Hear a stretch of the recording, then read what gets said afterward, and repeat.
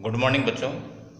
ये वीडियो मैंने बनाया है फर्स्ट चैप्टर 1 का रिवीजन प्लस योर डाउट्स। आपके डाउट्स बहुत कम आए हैं, आप क्यों हेजिटेट करते हो? ठीक है, आप अपने डाउट्स और भेजिए, मैं एक वीडियो और बनाऊंगा। मेरा तो आपका डाउट वाला जो वीडियो है बहुत लॉन्ग होना चाहिए था। मैं तो शुरू में डर रहा था कि पता नहीं कितना लंबा वीडियो बनाना पड़ेगा। आपके तो 1 2 3 4 5 6 डाउट्स आए हैं चैप्टर 1 में से, ठीक है। लेकिन आप अभी आपको न्यूमेरिकल्स मिल चुके हैं, डाउट्स और बोलिए, ठीक है। 1 बाय 1 लेते हैं। एक स्टूडेंट ने पूछा है कि ये जो कूलॉम्स लॉ है, क्या इसमें Q1 Q2 डिफरेंट होना जरूरी है? ऐसी कोई बात ही नहीं है, सेम भी हो सकते हैं, डिफरेंट भी हो सकते हैं। ये सेम नेचर के यानी समान पॉजिटिव हो सकते हैं, नेगेटिव भी हो सकते हैं। एक पॉजिटिव और एक नेगेटिव, वैल्यू, मैग्नीट्यूड, नेचर, कुछ भी हो सकता है। एक स्टूडेंट का डाउट था कि क्या कंडक्टर बॉडी में चार्ज रिपेल क्यों नहीं करते। थोड़ा सा उसका क्वेश्चन जो है वो कंफ्यूजन से भरा हुआ है। स्टूडेंट को थोड़ा सा कंफ्यूजन है, वो सुनो, जो पूरी बात सुनो, जो अपन ने बात करी है ये सुने। कि एक बॉडी है, कैसे है वो? कंडक्टर, ठीक है। इसको आपने चार्ज दे दिया और सपोज आपने बाय फोर्स इसके अंदर चार्ज इनसाइड में इंसर्ट करवाया है। एक नॉन कंडक्टर बॉडी है, ठीक है।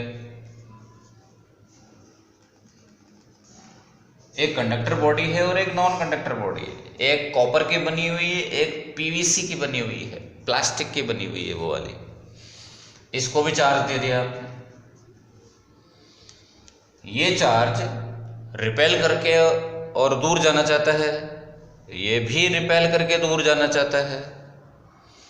ये दूर जा पाएगा क्योंकि कंडक्टर में चार्ज मूव कर सकता है, तो ये मूव करेगा और कहाँ जाएगा? सरफेस पर, आउटर सरफेस पर आ जाएगा। बॉडी का आउटर सरफेस है, वहां पे आ जाएगा ये चार्ज। रिपेल होकर के ये भी दूर जाना चाहता है, लेकिन ये मूव कर नहीं सकता, और ये कहाँ रहेगा? बस पूरी बॉडी में फैला हुआ रहेगा वॉल्यूम में। ये भी आउटर सरफेस पे आ जाना चाहता है, लेकिन ये कहाँ रहेगा? पूरी बॉडी में वॉल्यूम में स्प्रेडेड रहेगा, नॉन कंडक्टर, ठीक है। फाइनली क्या बोलते हैं कि कंडक्टर बॉडी के ऊपर आप चार्ज देते हो तो वो चार्ज उसके पूरे आउटर सरफेस पर स्प्रेड हो जाता है। यहाँ पे चार्ज इनसाइड में चार्ज कैसा होता है? बिल्कुल नहीं होता। और नॉन कंडक्टर को आप चार्ज दोगे तो चार्ज पूरे वॉल्यूम में फैला हुआ रहेगा और सरफेस पर भी रहेगा, ठीक है। तो ये तो कंसेप्चुअल बातें थी, कुछ थियोरेटिकल बातें हैं। तो जैसे एक स्टूडेंट है, उसने पूछा कि गोल्ड लीफ इलेक्ट्रोस्कोप दोबारा बता दो। भाई आप ये बताओ कि उसके अंदर आपको क्या समझ में नहीं आया। मैं आपको टॉपिक को रिपीट कर दूं तो आप रिवीजन, तो वीडियो को आप 10 बार रिपीट करो, ठीक है। आपको ये समझ में नहीं आया कि वो क्यों, जो गोल्ड लीफ है क्यों फैल जाती हैं, ये हो जाती हैं ऐसा करके। और आपको स्पेसिफिक क्वेश्चन पूछना चाहिए जिससे कि आपको ज़्यादा फायदा हो, ठीक है। फिलहाल तो अपन लोग टॉपिक रिपीट कर रहे हैं, अपने पास और कोई इलाज है नहीं। देखो, गोल्ड लीफ इलेक्ट्रोस्कोप के अंदर एक नॉन कंडक्टर ट्रांसपेरेंट बोतल होती है, ठीक है। उसके अंदर एक मेटल की रॉड लगी हुई है, उसके ऊपर एक डिस्क लगी हुई है, ठीक है, मतलब मेटल का कुछ है। और इसके नीचे की तरफ ये 2 लीव्स या विंग्स लगे हुए हैं।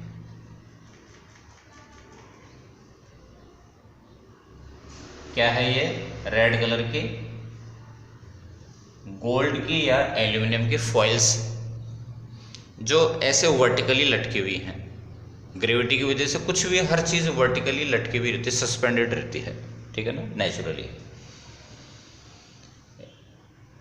ये भी मेटल का है, ये रॉड भी मेटल की है और ये डिस्क भी मेटल की है और सब लोग कनेक्टेड है। और बाकी कुछ डायग्राम में दिख रहा है वो सब कुछ प्लास्टिक का है, नॉन मेटल है। अब आप इसके बगल में एक चार्ज बॉडी ले आओ, सपोज पॉजिटिव चार्ज बॉडी ले आए, तो इस बॉडी पे, डिस्क पे इंडक्शन की वजह से नेगेटिव चार्ज इंड्यूस हो जाएगा। इसको दूसरे वर्ड्स में आप ये कह सकते हो कि इस पॉजिटिव चार्ज से इस पूरे बॉडी के इलेक्ट्रॉन्स अट्रैक्ट होकर के यहाँ इकट्ठा हो गए। इलेक्ट्रॉन्स पे कैसे चार्ज होता है, नेगेटिव, तो इलेक्ट्रॉन, सारे इलेक्ट्रॉन इकट्ठे होकर के यहाँ इकट्ठे हो गए, अट्रैक्ट होकर के यहाँ इकट्ठे हो गए, ठीक है। यहाँ से इलेक्ट्रॉन कहाँ गए, ऊपर चले गए, यहाँ पे इलेक्ट्रॉन हट गए। जिस जगह से इलेक्ट्रॉन हट जाते हैं वहाँ पर कैसा चार्ज आ जाएगा, पॉजिटिव। अब ये जो विंग्स हैं या लीव्स हैं या जो फॉइल है एल्यूमिनियम की या गोल्ड की, इन दोनों पे सेम चार्ज आ गया, ठीक है। सेम चार्ज आ गया तो क्या करेंगे, फैल जाएंगे, ये आपस में एक दूसरे को रिपेल करेंगे और कैसे हो जाएंगी, ऐसे हो जाएंगे,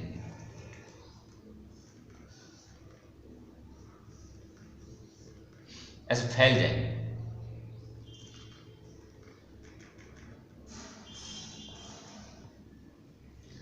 तो बच्चों, इनका फैल जाना इस बात का सबूत है कि बगल में जो बॉडी लाए अपन लोग उस पर चार्ज है, ठीक है। इस पर चार्ज नहीं होता तो इस डिस्क के ऊपर ये कुछ नहीं कर पाता, तो यहाँ कुछ नहीं होता, ठीक है, ये बात। बच्चों, आपके डाउट्स का सबसे लास्ट क्वेश्चन है कि डाइपोल के एक्सिस और इक्वेटर पर फील्ड, यानी कि पूरा टॉपिक आप कह सकते हो कि पूरे चैप्टर के अंदर चार बड़े बड़े डेरिवेशंस हैं, उनमें सबसे टॉप बड़े दो उस आपने पूछ लिए, ठीक है। देखो, मैं वापस रिपीट करूं अपनी बात को, आप ये पूछो कि मैं अभी आपको जो है इसमें आपके डाउट्स क्या होंगे उनको गाइड करता हुआ चलूंगा, ये टॉपिक समझाता हूँ। देखो, ये क्या है, डाइपोल। क्या होता है डाइपोल, ये क्वेश्चन आप अपने आप को करोगे टॉपिक पढ़ते टाइम, तब जाकर के आपको पता पड़ेगा कि मेरे को बहुत सारा चीज़ें हैं जो मालूम होना चाहिए, जिसमें समझाने लायक कुछ भी नहीं है। आपको बहुत सारी चीज़ें मालूम होनी चाहिए, मालूम नहीं है तो आपका कंप्लेंट होती है कि मेरे को टॉपिक समझ में नहीं आया। आपको मालूम ही नहीं कि डाइपोल क्या है। देखो, डाइपोल क्या है, नेगेटिव पॉजिटिव दो चार्जेस का ग्रुप है, और ये लाइन को क्या बोल रहे हैं, एक्सिस। पॉइंट पी कहाँ पर है, जिस पर फील्ड पता करना है वो पॉइंट पी कहाँ पर है, एक्सिस पर है, ठीक है ना। पॉइंट, इस लाइन का नाम क्या है, एक्सिस ऑफ द डाइपोल। ये छोटी छोटी बातें आपको पता होना चाहिए, ठीक है। आपके नोट्स में भी लिखी हुई हैं। तो इस पर फील्ड पता करना है, इस पॉइंट पर कितने नंबर ऑफ फील्ड्स हैं, एक प्लस क्यू चार्ज का, प्लस क्यू चार्ज के फील्ड को क्या बोला अपन ने, E1। E1 का एरो किधर जा रहा है, प्लस क्यू चार्ज से अवे। ये अवे क्यों जाता है, आपको इस में नोट्स के अंदर सब सब लिखा हुआ है, टॉपिक नंबर 10, नोट नंबर 1, ठीक है, कि पॉजिटिव चार्ज का इलेक्ट्रिक फील्ड अवे होता है। ये जो इलेक्ट्रिक फील्ड है इसको डायग्राम में कैसे रिप्रेजेंट करते हैं अपन लोग, वेक्टर से, एरो से। एरो का टेल कहाँ होगा, पॉइंट पी पर होगा। ये बात अपने न्यूमेरिकल्स में, डेरिवेशन में बार बार रिपीट करिएगा, एरो का टेल पॉइंट पर होना चाहिए, पॉइंट पी पर होना चाहिए। नेगेटिव चार्ज का, माइनस क्यू चार्ज का फील्ड का एरो किधर आ रहा है, माइनस क्यू की तरफ आ रहा है। पॉइंट पी पर कितने एरोज हैं, कितने फील्ड्स हैं, 2। इनका टोटल कितना आएगा, E1 माइनस E2। ये माइनस क्यों हो रहा है, क्योंकि दोनों अपोजिट हैं। E1 का वैल्यू कितना है, ओरिजिनल फॉर्मूला क्या होता है,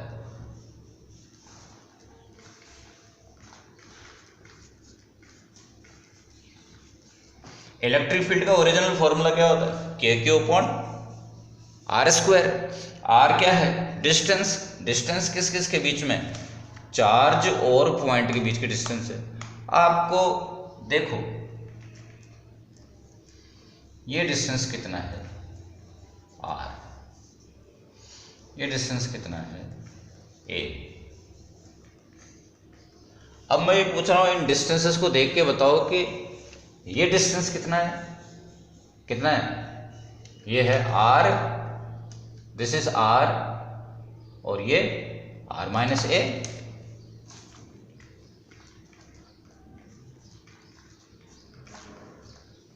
और ये डिस्टेंस कितना है?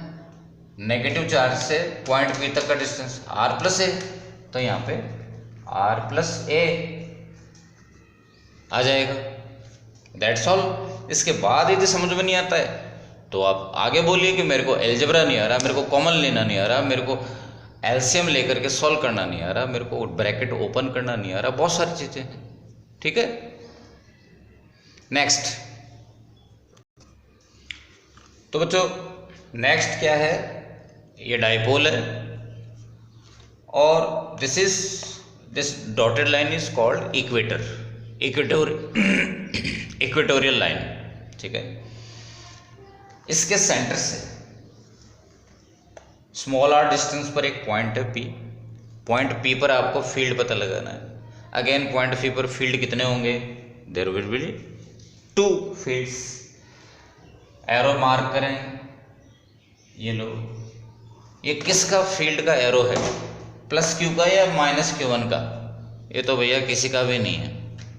ठीक है, मैं आपके डाउट या रिवीजन वाला वीडियो ले रहा हूँ तो मैं तो उल्टा सीधा बताऊंगा। क्या आप क्या करते हो कि बस ये एरो इधर जा रहा है। भाई हर कदम का लॉजिक होता है। फिजिक्स है ये, फिजिक्स कोई और सब्जेक्ट नहीं है, फिजिक्स है। हर कदम का लॉजिक होता है कि यही क्यों किया ऐसे। मैं आपको कितना ज़्यादा स्पेसिफिक बता रहा हूँ कि आपको टेल कहाँ रखना है, पॉइंट पी पर रखना है। एरो किधर जाएगा? पॉजिटिव चार्ज से के वजह से इलेक्ट्रिक फील्ड का एरो किधर जाएगा? इससे अवे। तो आप कह रहे हो कि हाँ अवे तो जा रहा है, नहीं, it will be along the line joining. Charge और पॉइंट को ज्वाइन करने वाली लाइन के अलोंग होगा एरो। ऐसे नहीं मन मर्जी से कहीं भी, ये दिक्कत आती है अपने को। ठीक है, तो डायग्राम जो है ना वो बनते, मैं बहुत बड़े काम की बात बोल रहा हूँ, डायग्राम को बनते हुए देखो हमेशा। और दूसरी बात, बोर्ड को एक टीचर किसी लेक्चर वीडियो में बोर्ड को फिल कर रहे हैं, क्वेश्चन को सॉल्व कर रहे हैं, डेरिवेशन को सॉल्व करते हैं, उसको सॉल्व करते हुए देखो। पूरा बोर्ड भरा हुआ है और एक्सप्लेन कर दिया दमादम दमादम दमादम, वो नहीं होती, ये पढ़ाई नहीं होती। ऐसे तो बुक्स में लिखा हुआ है। ठीक है, तो समझो इस बात को कि आप डायग्राम को बनते हुए देखो। और यदि मैं भी कभी आपको रेडीमेड डायग्राम दे दूं तो आप मेरे को व्हाट्सअप करके बोलो कि सर आपने डायग्राम रेडीमेड डायरेक्ट बना दिया, इस डायग्राम को हमारे आंखों के सामने कंस्ट्रक्ट करो। आप डायग्राम को बनते हुए देखोगे, डेरिवेशंस को बनते हुए देखोगे, स्टेप बाय स्टेप, तो बेटर होगा। ठीक है, तो देखिए प्लस क्यू चार्ज का इलेक्ट्रिक फील्ड, मैं इसको क्या बोल रहा हूं? E1। ठीक है, और माइनस चार्ज का, माइनस क्यू का इलेक्ट्रिक फील्ड कैसा होगा?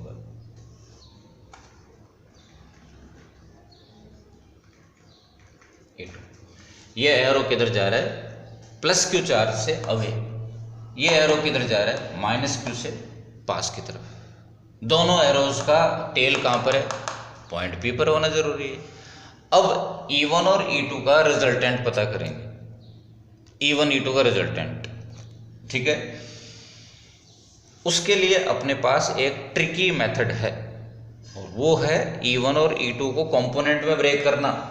क्या होता है कंपोनेंट में ब्रेक करने का मतलब? वो 11th का फंडामेंटल है, उसको सुनो ध्यान से। अभी मैं उसको रिपीट करूंगा, कोई दिक्कत नहीं है, पर कम से कम उस रेडीमेड चीज को याद तो रखो। क्या E1 का थीटा डायरेक्शन में कंपोनेंट होता है E1 cos थीटा, और कॉस वाले से परपेंडिकुलर कंपोनेंट होता है E1 sin थीटा।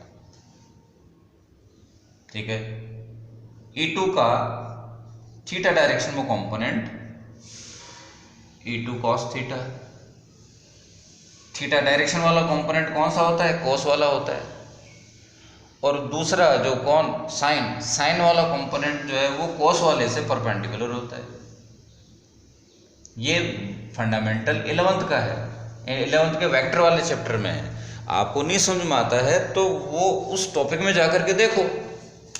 ठीक है, ये तो फिजिक्स चाहे मैथ्स है केमिस्ट्री है, आपका फंडामेंटल चीज़ें यदि मालूम नहीं है 11th की 9th की 10th की कुछ भी, और आप डायरेक्ट समझने की कोशिश करोगे तो कुछ भी समझ नहीं आएगा। ठीक है ना, तो इस बात को समझो कि यहाँ पे आपने E1 एंड E2 को ब्रेक कर लिया, तोड़ लिया, और तोड़ने के बाद में क्या मिला? 4 कंपोनेंट्स मिले, उनमें से 2 सेम डायरेक्शन में कॉस वाले, ये तो ऐड हो जाएंगे, और साइन वाले कंपोनेंट अपोजिट डायरेक्शन में, ये कैंसल आउट हो जाएंगे। फाइनली जो है वो बचेगा क्या? केवल कॉस वाले बचेंगे, और वो दोनों मिलकर के क्या बनाएंगे? रिजल्टेंट को बनाएंगे। ठीक है,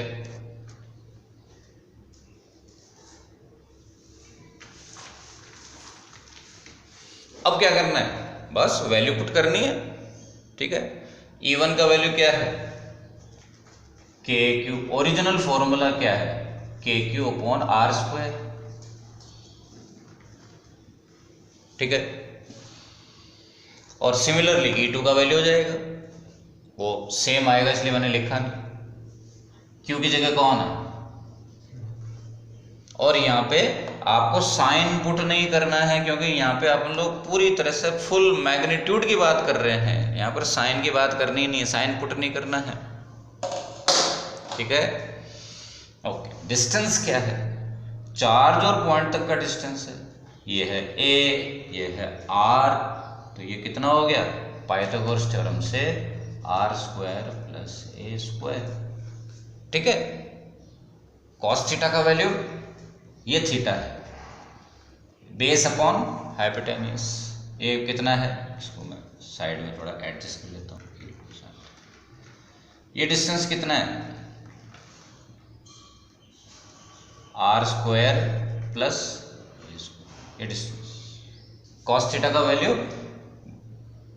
base upon hypotenuse, base upon hypotenuse, और हाइपोटेन्यूस का लेंथ कितना है? जिसमें ये अंडर रूट का मतलब क्या है? Power half. आपको क्वेश्चन ये होना चाहिए था, देखो मैं आपको डाउट कैसे पूछते हैं? तुम लोग पूरे टॉपिक का हेडिंग बता देते हो, पता ही नहीं पड़ता। ठीक है, पता ही नहीं पड़ता है कि जो है आपकी दिक्कत क्या है। आप ये बोलो कि डायग्राम ठीक है, मेरे को समझ में आ गया, उसके बाद में मेरे को ये समझ में नहीं आया ये क्या है डायग्राम में, तो मेरे को ये पता तो लगेगा कि आपको कंपोनेंट का जो रिजोल्यूशन है 11th क्लास के वेक्टर का टॉपिक वो आपको नहीं आता है। आपको ये समझ में नहीं आया कि इसका फॉर्मूले में तो पता नहीं, बहुत सारी चीज़ें हो सकती है। देखो आपके कन्फ्यूजन्स, ठीक है ना, आपके मिसकंसेप्शन बहुत सारे हो सकते हैं। तो अपन लोग एक काम ये करेंगे कि एक छोटा सा वीडियो बनाएंगे, छोटा सा, किसका? वेक्टर का प्लस मैथमेटिक्स का या कुछ और। ठीक है ना, तो वो इसमें मर्ज नहीं कर सकता मैं अभी तक के लिए। ठीक है, ये आपके डाउट्स थे। हाँ, अब एक छोटा सा रिवीजन और कर लेते हैं, 5 मिनट 10 मिनट तक का पूरे चैप्टर का रिवीजन। ठीक है, तो अपन लोग रिवीजन करते हैं पूरे चैप्टर का, चैप्टर नंबर 1 का रिवीजन। तो बच्चों रिवीजन के लिए स्टार्ट करते हैं अपन लोग यहाँ से। अपने अराउंड जो कुछ भी दिख रहा है वो मैटर है।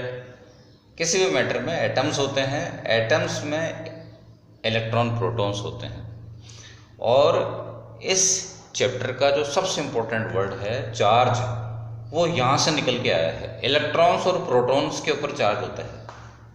ठीक है, किसी बॉडी को चार्ज करने का मतलब है उसमें से इलेक्ट्रॉन निकालना। या उस बॉडी को इलेक्ट्रॉन देना। किसी बॉडी में से n इलेक्ट्रॉन एक्सचेंज कर लेते हैं तो उस बॉडी में चार्ज जो आ जाता है Q इक्वल टू Ne।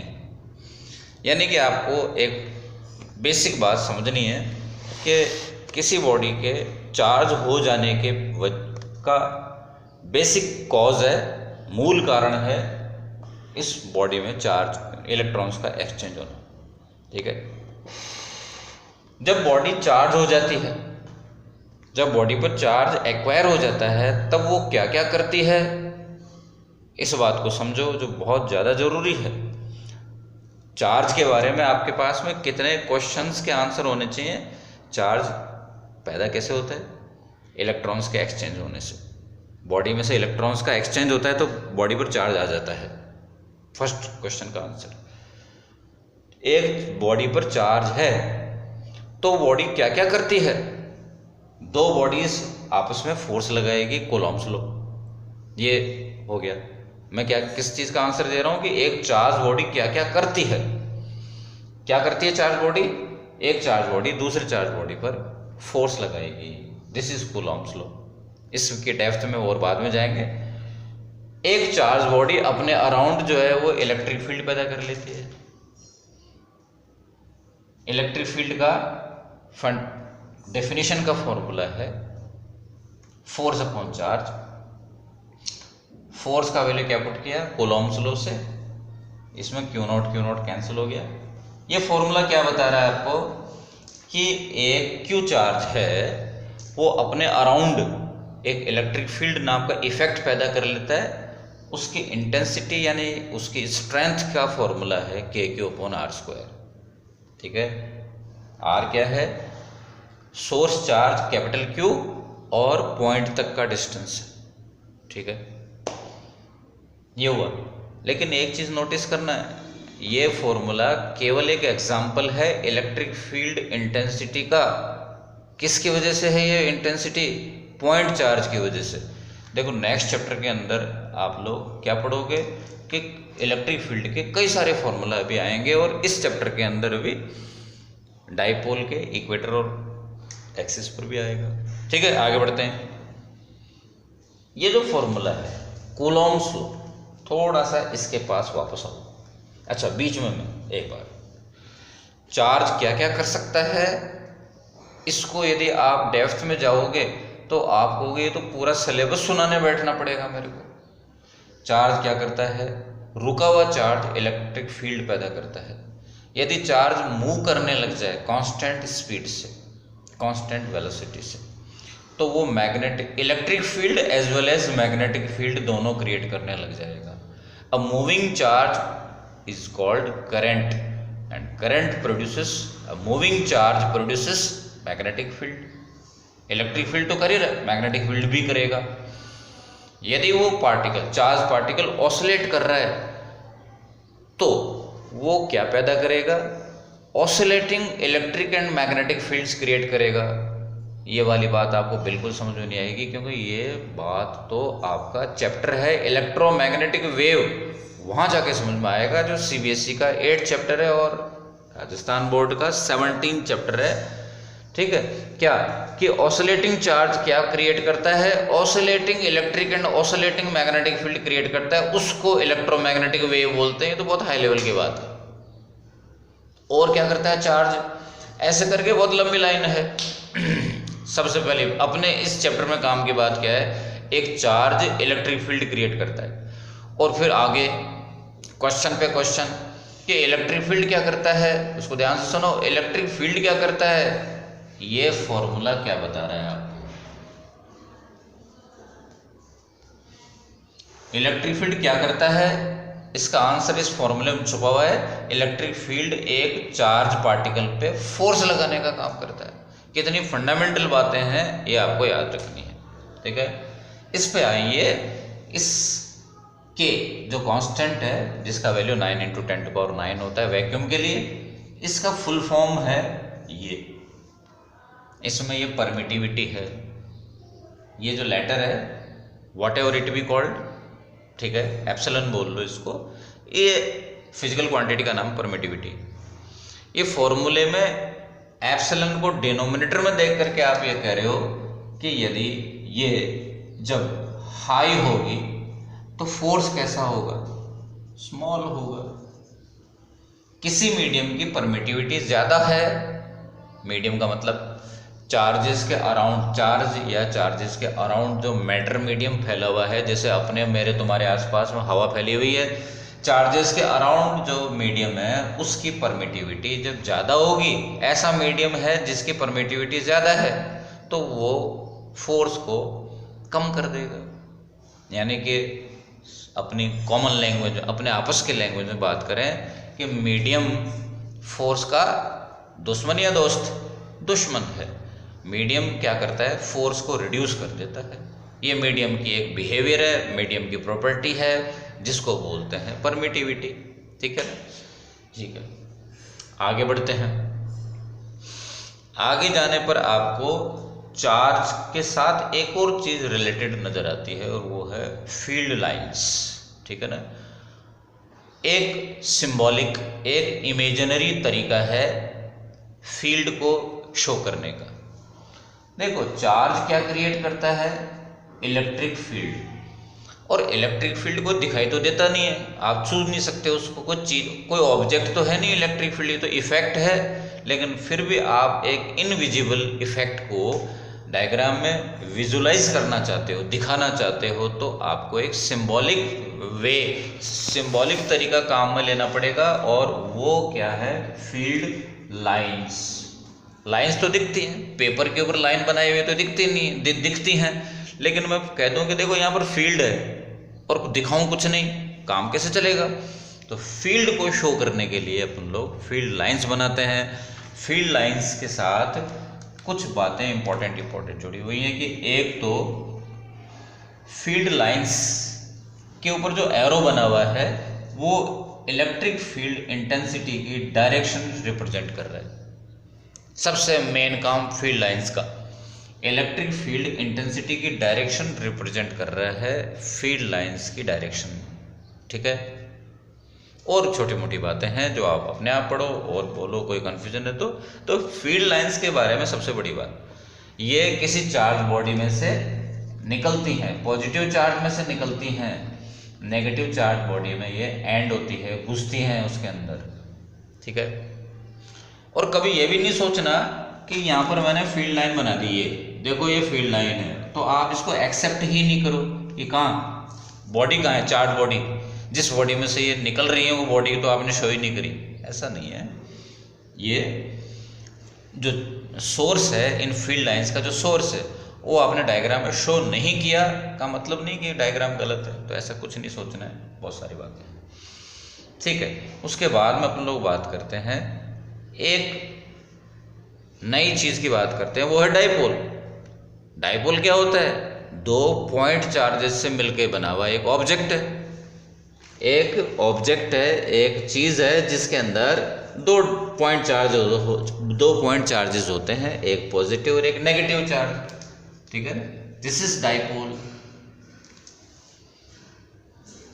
इसके एग्जांपल्स क्या हैं, NaCl, Na+Cl-, H2O। ठीक है, इस डॉटेड लाइन का नीचे वाला हिस्सा पॉजिटिव चार्ज है, ऑक्सीजन की तरफ वाला नेगेटिवली चार्ज है। ठीक है ना, ऐसे करके। तो these all are examples of dipole. लेकिन आप याद रखो, ये कौन है, CH4 methane is not an example of dipole. What is this? CO2, carbon dioxide, is not an example of, the molecule of CO2 and CH4 are not example of a dipole. ठीक है, कोई दिक्कत नहीं है। क्यों नहीं है, क्यों है, वो तो आप बेटर है कि केमिस्ट्री में जाके ढूंढो, नहीं तो अभी भी कभी कभी अपन लोग भी बात करेंगे। ठीक है ना, मैं बहुत कुछ नहीं बता सकता केवल फिजिक्स में। ठीक है, दिस इज अ डाइपोल। ये जो डाइपोल है, इसकी इस लाइन को अपन लोग एक्सिस बोलते हैं, इस लाइन को अपन लोग इक्वेटर बोलते हैं। इस पॉइंट पर इलेक्ट्रिक फील्ड आपको पता करने हैं। तो पॉजिटिव चार्ज का इलेक्ट्रिक फील्ड का एरो ये, नेगेटिव चार्ज का ये, ठीक है। और अभी अभी अपन ने इसी वीडियो के अंदर अपन ने किया है, तो अपन लोग रिपीट नहीं करेंगे। तो ऐसा करके यार आप इलेक्ट्रिक फील्ड्स निकाल सकते हो एक्सिस पर, इक्वेटर पे, इक्वेटर पर इसका फील्ड इधर, इसका फील्ड इधर होगा, इन दोनों के कंपोनेंट में ब्रेक करके और रिजल्टेंट निकाल लेते हैं। ये सब नहीं अपन लोग कर सकते। एक टॉपिक और है, और वो ये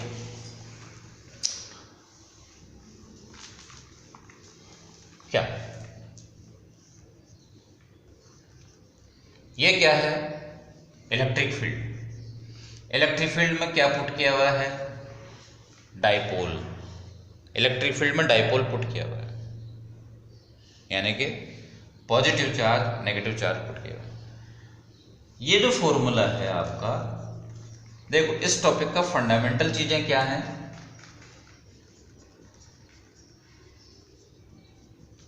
ये दो फंडामेंटल बातें हैं इस टॉपिक के लिए। ये 11 से आई और ये इसी चैप्टर की है।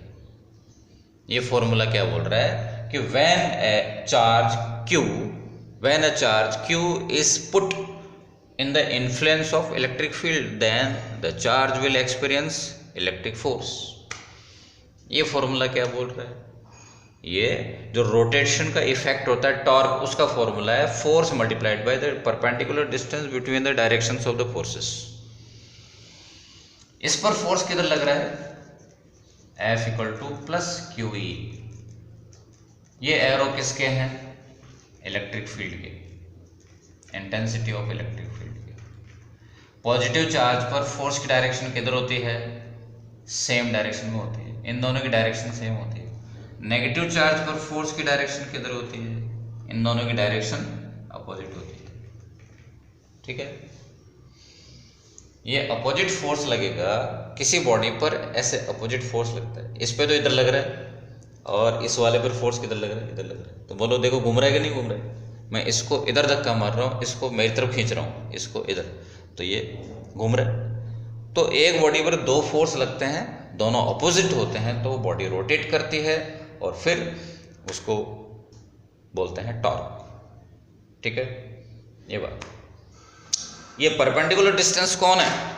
ये रेड वाली, दो रेड वाली जो लाइंस हैं उनके बीच के डिस्टेंस, ठीक है। क्या है ये? These are the directions of the forces. इनके बीच का डिस्टेंस है ये है वो परपेंडिकुलर डिस्टेंस। इस बात को ध्यान रखो, इसमें थोड़ा कन्फ्यूजन हो जाता है, ठीक है। और भी कोई कन्फ्यूजन हो, डाउट्स हैं, आते रहेंगे, अपन लोग फिर मिलेंगे बच्चों। Bye bye.